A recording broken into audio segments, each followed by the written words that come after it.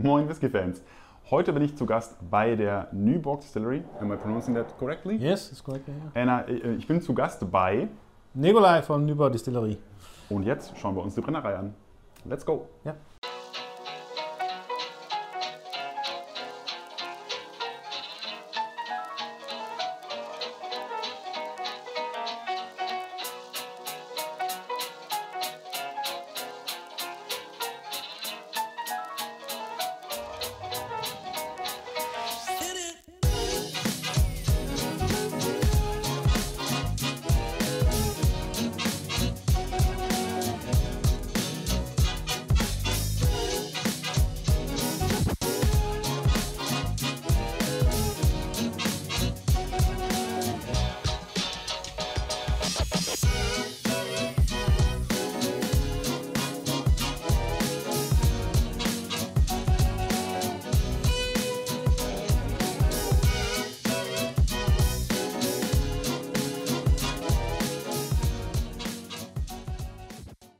So now we are in the shop with a lot of tasty bottles in front of us.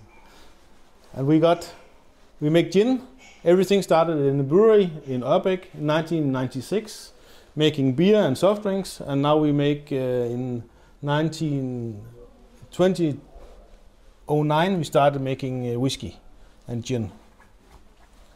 And then in 2017 we moved the distillery to Nyborg.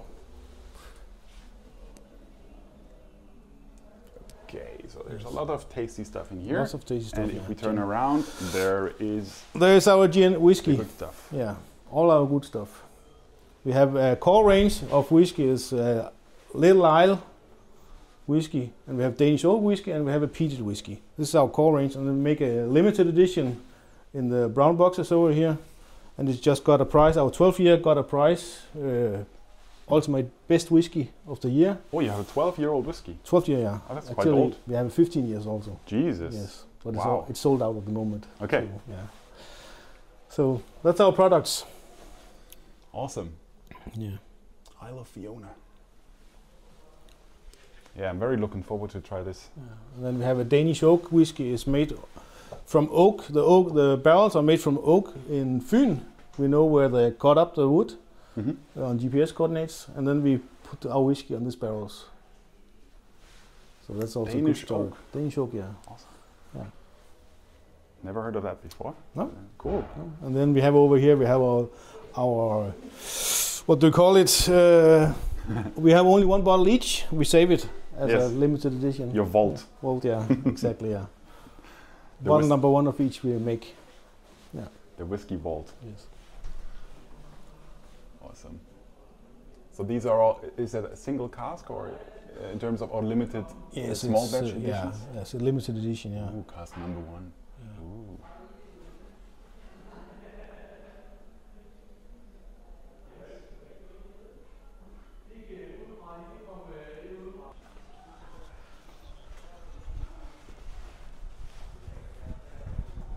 Ja, det tror jeg også, ja. Ja. Nej, præcis. Lige præcis der. Vi må se. Ja, det er ikke så godt lige nu. Ja. Wow. We just entered a room and I had to start filming. There is a huge train in here. Yeah. It's an old train repair buildings. So we renovated and make a distillery in here. Wow. For whiskey storage. So the whole building is an old train building? Yes, you see the train rails here. So the train has been driving here and repairing. But now we have mostly barrels for whiskey. Yeah. Awesome. And in here we have production of brewing and distilling. Okay. It's very old. Been working in a copper mine, I think. A train from 1940? Yeah. Wow. And there's Krups. Barrels on German the Krups train. I've never seen something like this before. This is so cool. Yeah.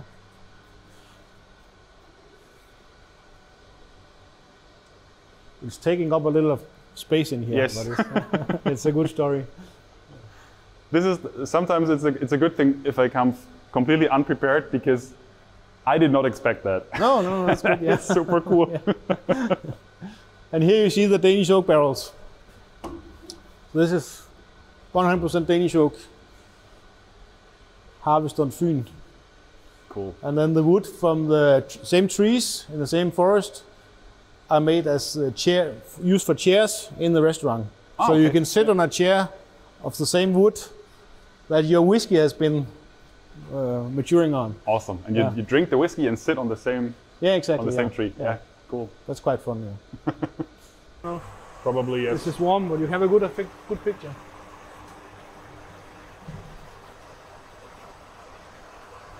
Okay, so this is the mashing part. This is mash tun. We're just emptying the mash tun now. A lot of ton. Yeah. It's a combi brew house.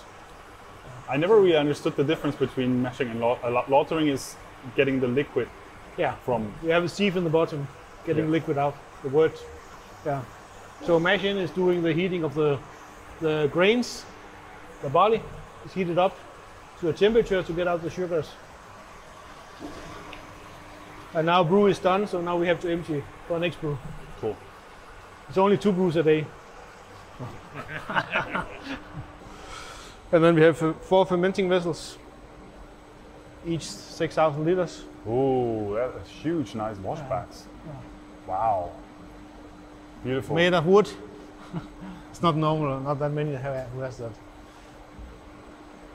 And the nice still pot still setup. Put the wort to the fermenters. We add yeast, and then it starts fermenting. Let's have a look.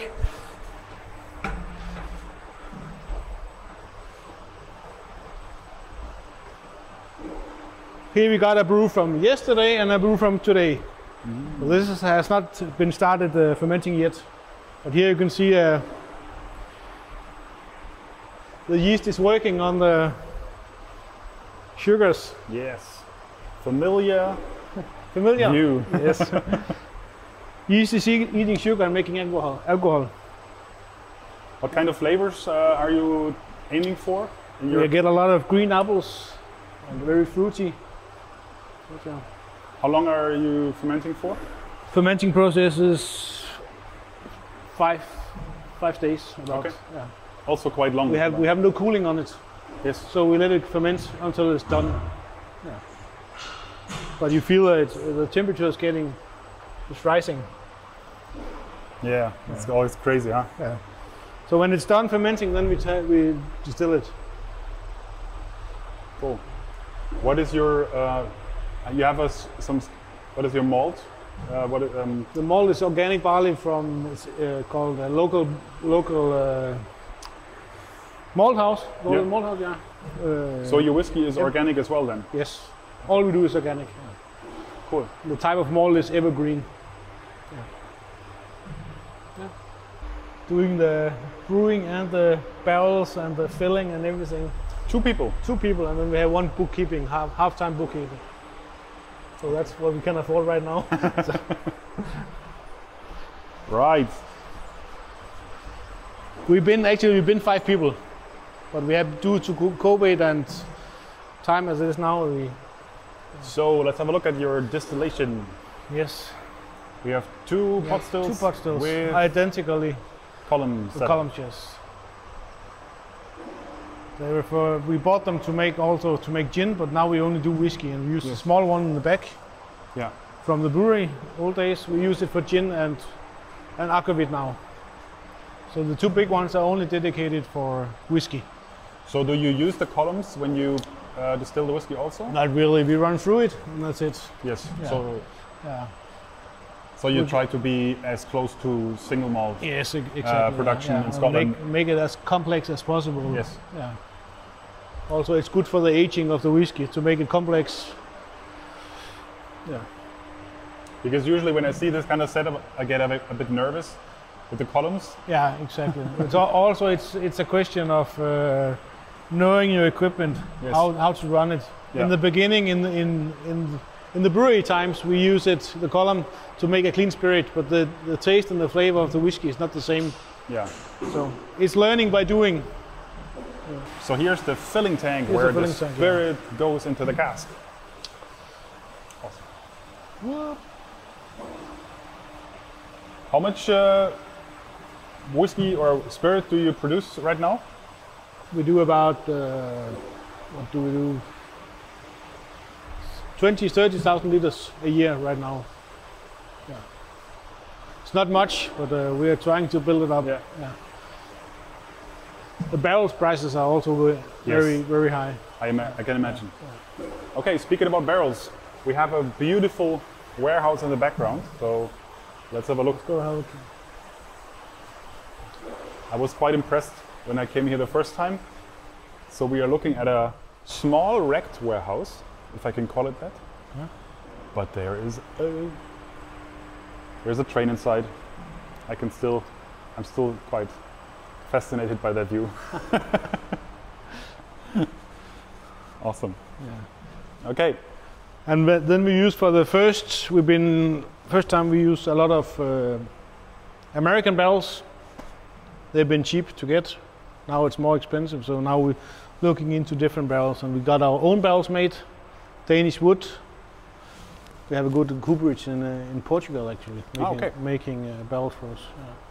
So you have your own barrels from Danish oak. Yes, exactly. Awesome. Yeah. I'm really curious to try that. So, yeah. That would be a first for me. You get a little more power and tannins of it. Awesome. It's fresh oak. Yeah. And then we have also, we have the Little Isle. Our standard whiskey is made from finish on port finish. This will be the Little Isle, the next packaging. Porto, LBV. Yeah. And then I like to try to play around with some sherry also. I see some Pedro Jimenez cask here, some small ones, and beautiful setup here.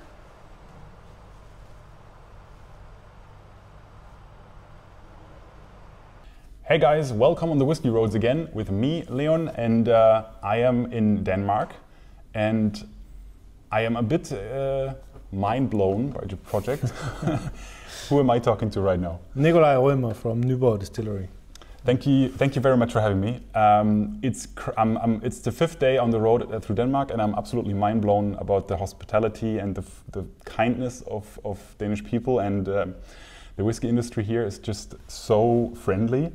And we just walked in here. we walked into this building, and there is a train sitting inside of the warehouse, and you just have to tell me about this story quickly. What are you guys doing here? Because I thought, oh, maybe that's another small whiskey distillery in Denmark, and I come here, it's a huge building, it's beautiful, and there's a restaurant, and it's such an amazing place. How did you come here to have this project? Well, the story is that I moved here with my family, and then I passed by to the brewery. We have a brewery 10 kilometers from here. I passed by for working every day, and we saw this building, my father and I said to my father, why not make a distillery in here? And he said, yeah, okay, that's maybe a good idea. So we asked the local people who owned the building, and there was a local train repair. Yeah. And then we bought it, started repairing the buildings, and then we moved the distillery from Ørbæk Brewery. We started in 2009, the distillery, and we moved to here in 2017 when the building was ready. And how long have you been making whiskey here now? Since 2017. 2017. Yeah. But you have whiskey that is aged 12 to 15 years, right? 16 years. Actually. 16 years. Yes. For a Danish whiskey, 16 years. Yes. That is crazy. It's still in barrel, so yeah, we save it for a little. Awesome. Yeah. I can't wait to try some stuff. We already have been in the visitor center. I will give you guys a full tour through the distillery. Not sure if that will be on the same video, but yeah. Now, thank you very much, and we will start with our 10 questions run that will be probably featured in another video, but we'll see about that. I just wanted to share with you guys my complete and utter chaos, because I'm so impressed of this place, and I'm really happy to be here, and I can't wait to show you guys the whole place, the distillery, and to talk about your whiskies and to try some whiskies, obviously.